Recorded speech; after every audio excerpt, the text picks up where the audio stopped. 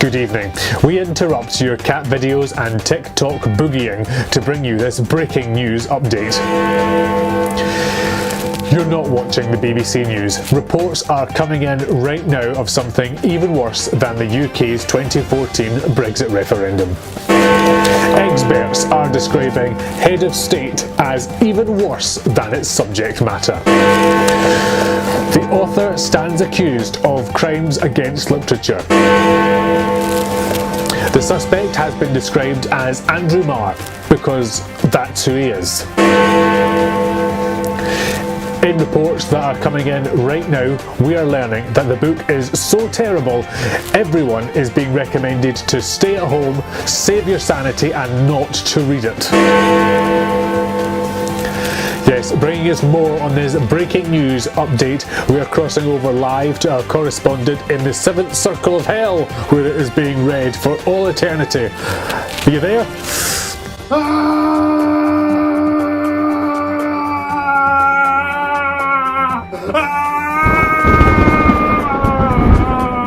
We seem to be having some difficulty contacting our correspondent. We'll try again just after these titles.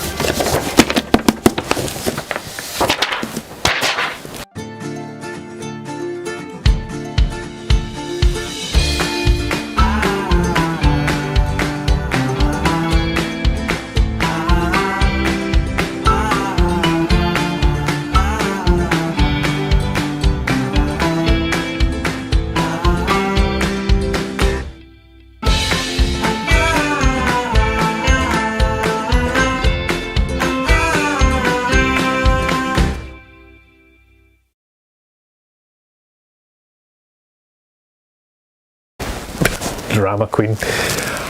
But really, Andrew Marr, star of the BBC, respected broadcast journalist.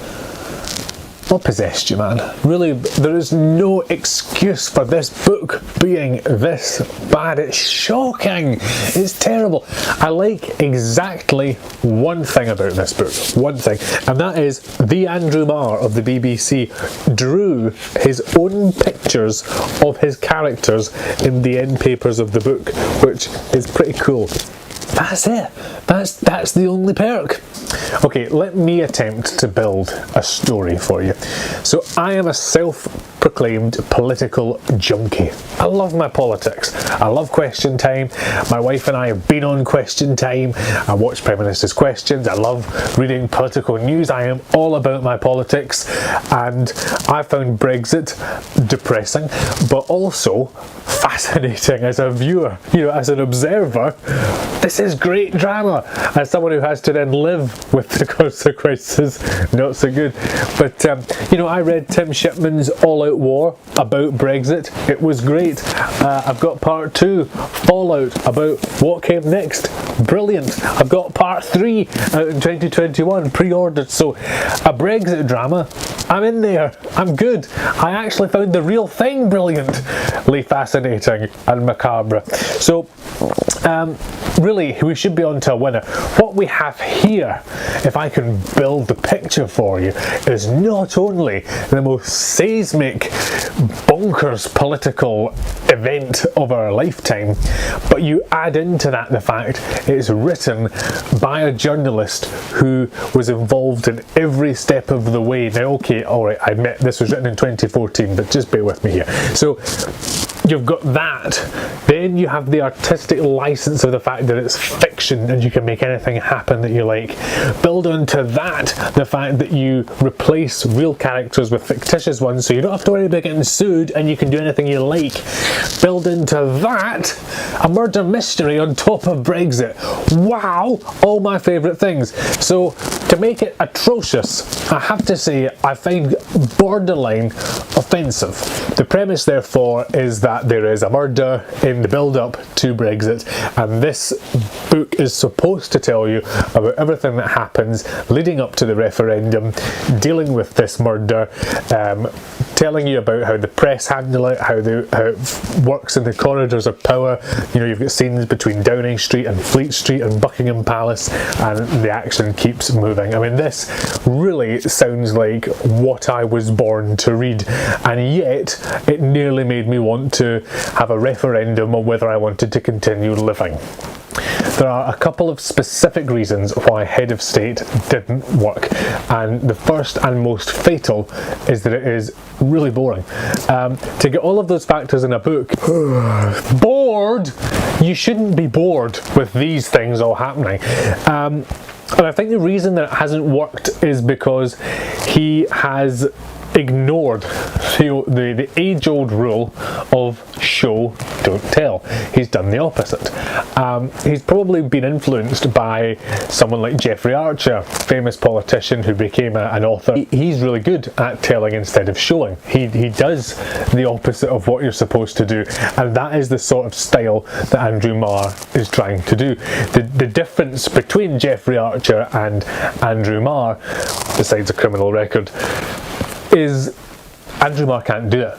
You start off right at the beginning with a dead body, very exciting, way hey, and then it's not discussed again for ages and ages and ages.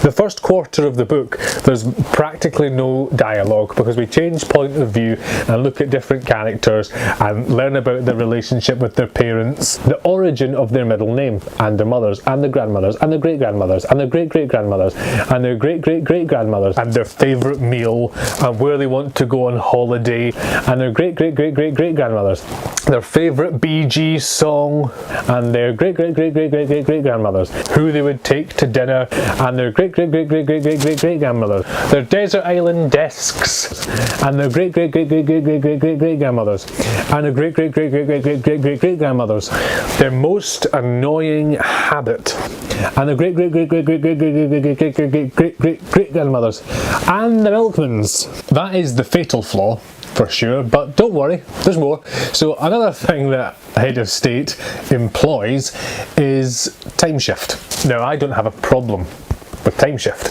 Time shift can be a great narrative device. Time shift can help you learn backstory. It can help to build tension. It can help with pacing. It can build dramatic irony. Some of my favourite books employ time shift. Gone Girl, probably my favourite book of all time, has a time shift element. The Perfect Wife, which I've just reviewed as being excellent, spoilers, has a time shift element. Time shift is good, unless it's Andrew Marr. The story jumps about from referendum day -3 to referendum day -5 to referendum day -2 to referendum day -3. So you're jumping about within these few days like your head is in some giant Andrew Marr constructed Kerplunk game. No.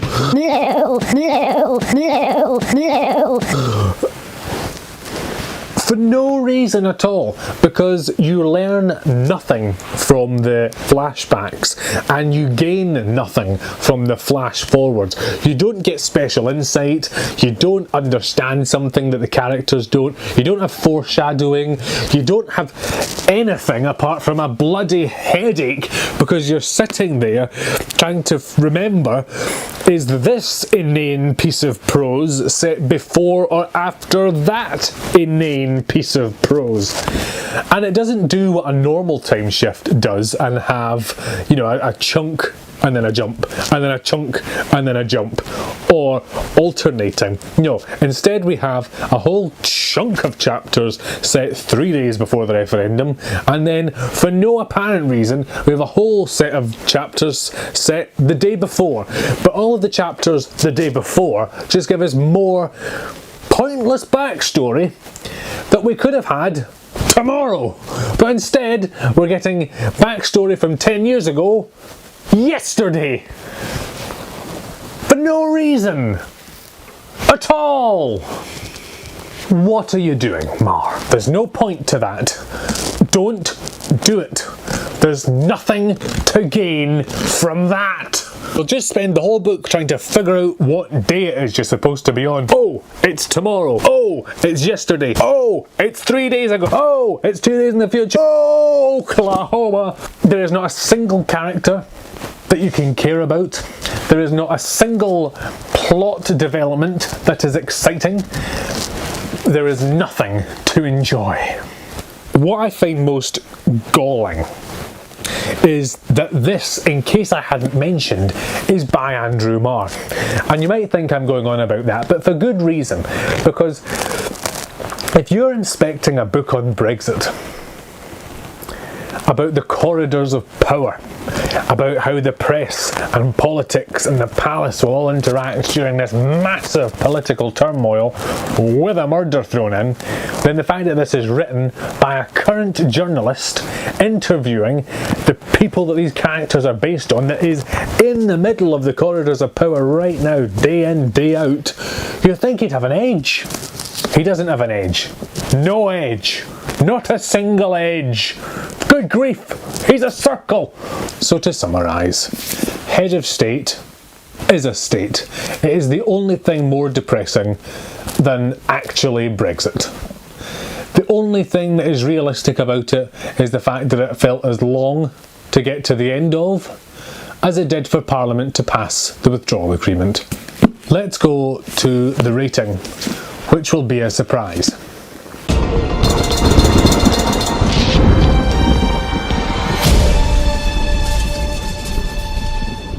If you're watching this and you've read Head of State, support is available. Joking aside, if you've read Head of State, then please let me know in the comments below how you avoided throwing yourself into the Thames weighed down by bricks. This concludes your public service announcement telling you never to read Head of State. Now it's time for the weather. See you on the next video. Bon voyage.